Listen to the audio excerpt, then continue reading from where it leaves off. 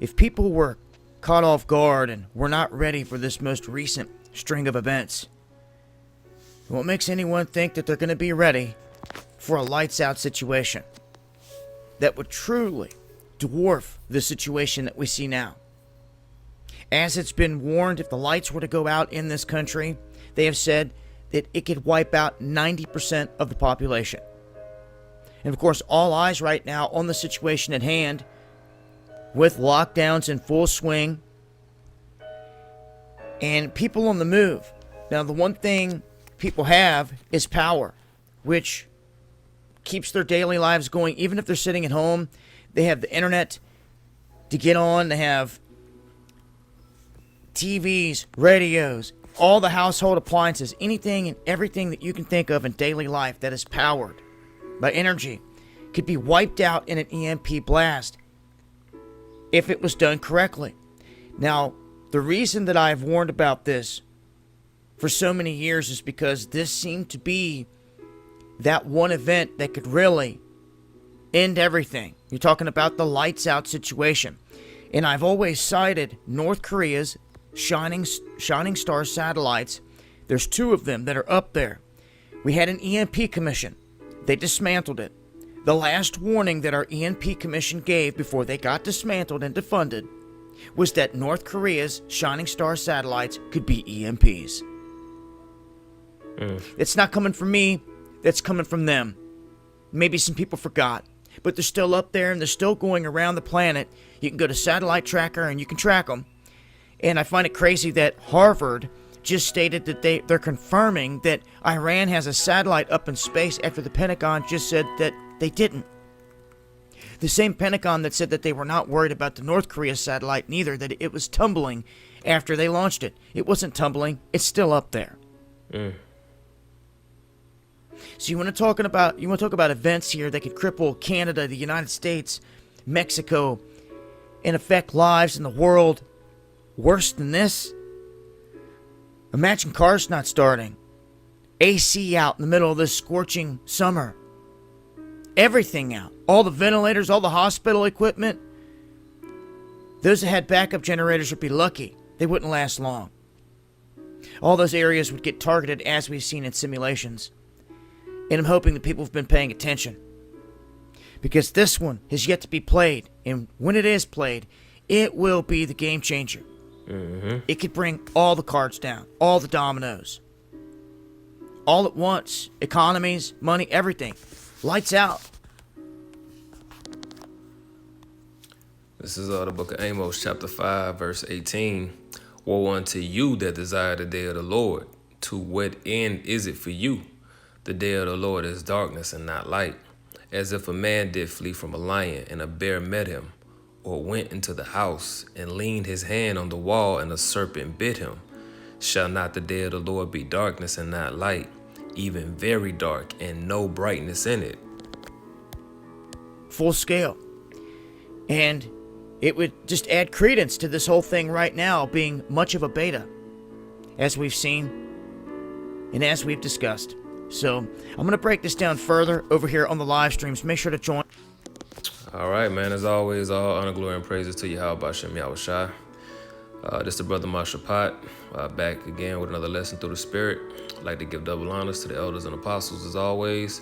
Salutations, peace, mercy, and blessings to the hopeful elect scattered abroad. And I'm trying to see if I'm going to read this or just play the video.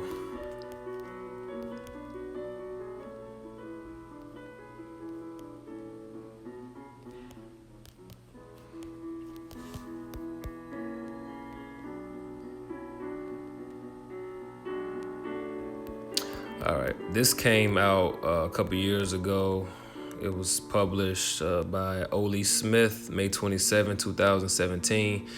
It says, there are growing concerns among U.S. politicians that the North Koreans have the capability to launch a devastating EMP attack, electromagnetic pulse attack, that will wipe out the American financial system and transport network.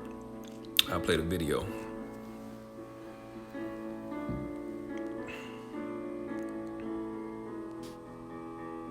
North Korea's recent successful test of a solid-fueled ballistic missile.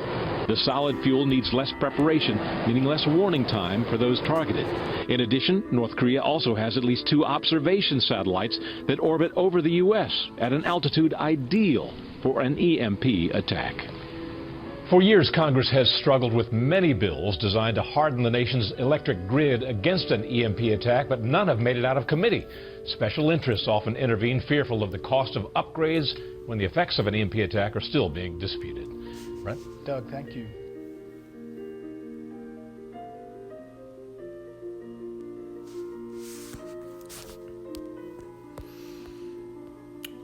All right, North Korea has satellites perfectly positioned above the U.S. that could be used to launch an unprecedented attack on the country. This goes into what Dabu 77 was just saying. Kim Jong-un's recent belligerence escalated in the past week after he tested the country's first solid-fuel missile. Every NHS hospital has received a delivery of critical PPE. Just this right here. An EMP attack will fry the circuitry of mobile phones and wipe out online banking, food resources, and global financial systems. The short burst of electromagnetic energy would also potentially take down aeroplanes in flight and cause trains to stop in their tracks. Yeah, so that's serious. And in the coming weeks, we'll be scaling up our PPE delivery systems still further. Yeah, they're still playing. I can announce that over the next 3... All right, Salakia, my bad about that. So, yeah, this is serious, and this is not a far-fetched thing. This is something that can happen because, as the scriptures say, that Yahweh Shem Yahushua is going to smite Egypt with plagues as before. So let's go ahead and get that. And we know one of those plagues that he hit Egypt with was the plague of darkness. This is 2nd Ezra chapter 15, verse 10. Behold, my people is led as a flock to the slaughter.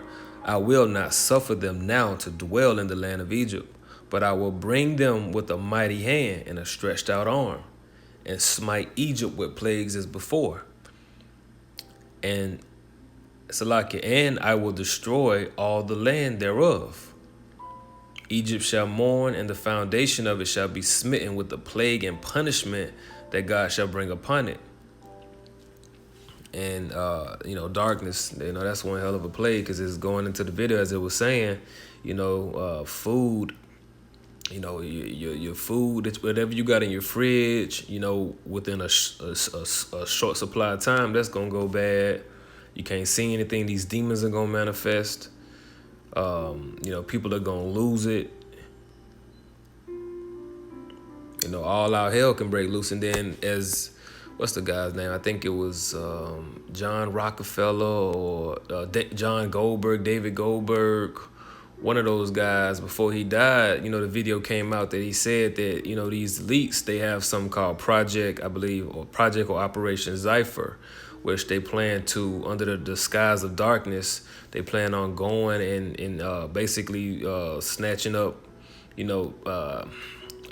I think he said basically the people who are against the New World Order, basically using the guise of darkness to go in and round them up and, take them wherever they're going to take them or kill them or whatever they're going to do with them, which, that ties into 2nd Ezra 16, where it talks about how, they're going to be going, be like madmen, spare not, going into houses, basically taking people out. That's in 2nd Ezra 16 around verse 70. So it's not far-fetched. So, through the Spirit, I'm just going to read about, that plague of darkness because, the Most High could do that. He could have it to where he put it on these devils or whatever, the heathens, because if those satellites are still up there, he could put the Spirit on them to go ahead and make that thing happen. Make them go ahead and knock out the grid, Or he could put it on Esau to stage an attack and make this thing go dark for a period of time. Let's go to, you never know, man, but we know that we're in those times where these things are going to happen. These things are not far off. This is 2nd Ezra chapter 10. Verse, we'll start at 20. I read down to 23. This is verse 20. But the Lord hardened Pharaoh's heart so that he would not let the children of Israel go. You know, and we all in Egypt all over again. So the modern day Pharaoh is the so-called white man. You know, his mind is stubborn. Basically, that's what it's meaning. He gave him a stubborn mind. And Esau won't do right by us. He won't let us go. He won't let the people know the truth that we the children of Israel, you know. He won't repent for what he's done to us. He won't, willingly make up for it, you see. So that he would not let the children of Israel go. The children of Israel, of course, is here in America would be, majority of you so-called blacks, Hispanics, Native Americans, Seminoles, West Indians, Haitians, Dominicans, etc. Verse 21, and the Lord, and I'm just saying this for those who might be new coming across these videos. There's a lot of new people coming across the videos right now. Verse 21, and the Lord said unto Moses, stretch out thine hand toward heaven, that there may be darkness over the land of Egypt, even darkness which may be felt. And keep in mind that Moses, Yahweh Bashem Yahweh was using Moses. He was working his wonders and his miracles through Moses. And today, Moses will represent the elect. Yahweh Shem Yahushua is going to work mighty miracles through his men, with his modern day Moseses, within the land of Egypt.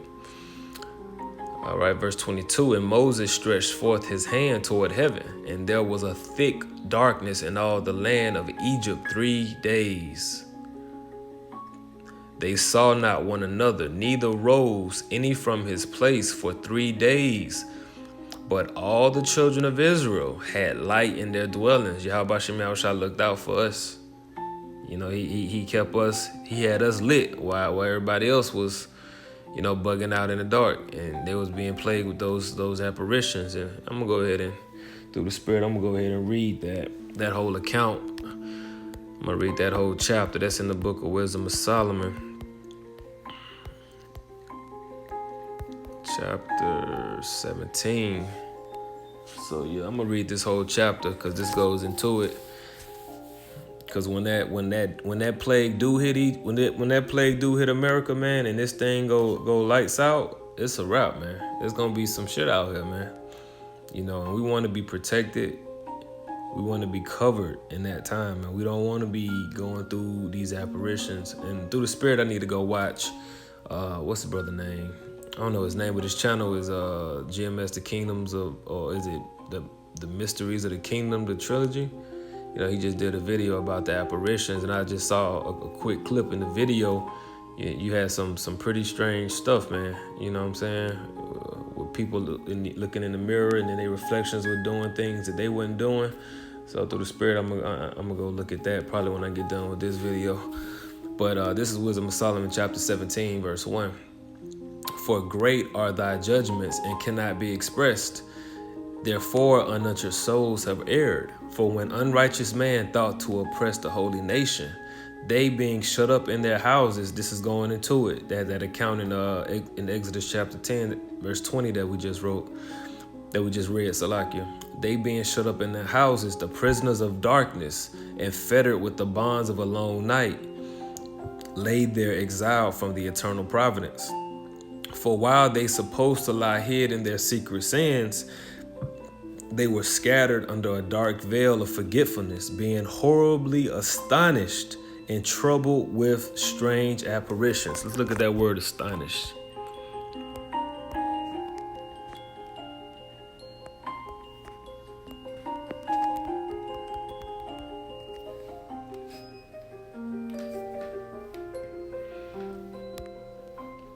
Astonished, feeling or showing great surprise or wonder.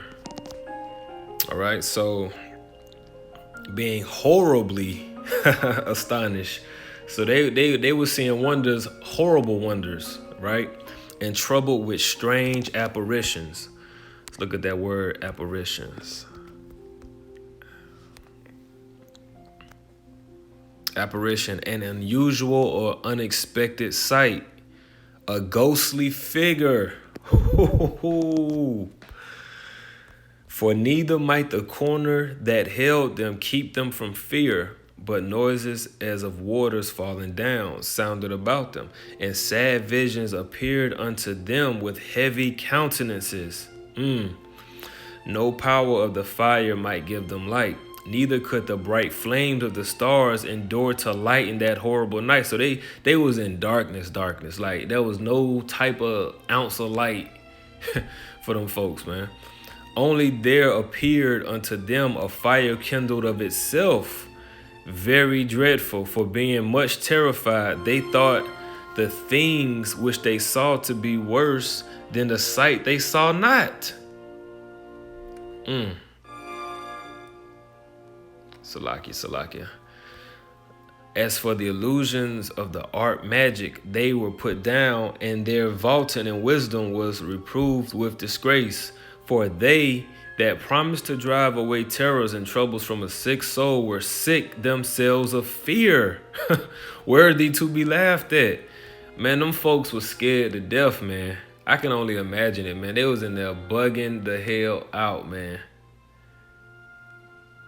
The Lord said he gonna do this again, man.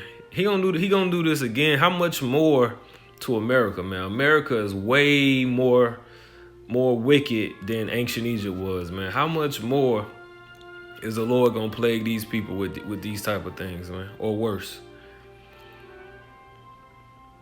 Verse 9, for though no terrible thing did fear them, yet being scared with beasts that passed by and hissing of serpents. So they was hearing shit. They was hearing animals, hearing snakes. Imagine you in the dark and you hear some, man, come on, man. Hey, and this is why the scriptures say this.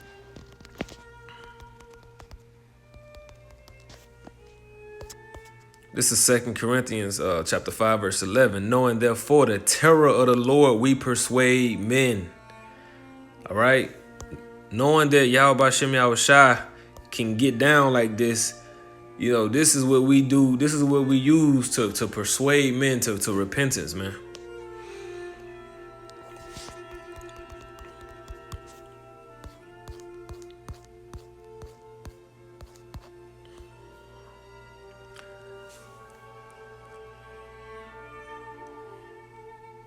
This is Psalms 66, verse 3. Say unto the Most High, how terrible art thou in thy works. Through the greatness of thy power shall thine enemies submit themselves to thee, unto thee. Verse 5. Come and see the works of the Most High. He is terrible in his doing toward the children of men. And this is an account of a terrible doing toward the children of men. All right, reading on. Verse 10, they died for fear, denying that they saw the air, which could of no side be avoided. For wickedness condemned by her own witness is very timorous. Let's look up that word. I ain't never seen that one.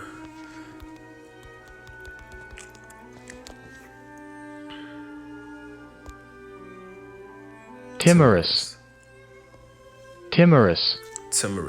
Of a timid disposition, fearful, expressing or suggesting timidity. So it basically means fearful. All right, back at 11. For wickedness condemned by her own witness is very timorous, and being pressed with conscience always forecasteth grievous things. For fear is nothing else but a betraying of the succors which reason offereth. Let's look up that.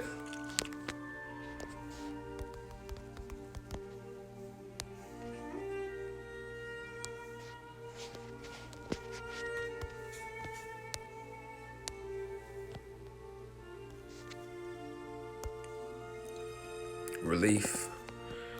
Something that furnishes relief.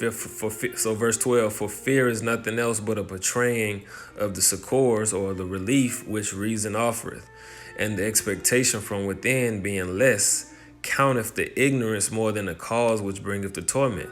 But they sleep in the same sleep that night, which was indeed intolerable, and which came upon them out of the bottoms of inevitable hell, were partly vexed with monstrous apparitions, and partly fainted, their heart failing them for a sudden fear, heart attacks, right?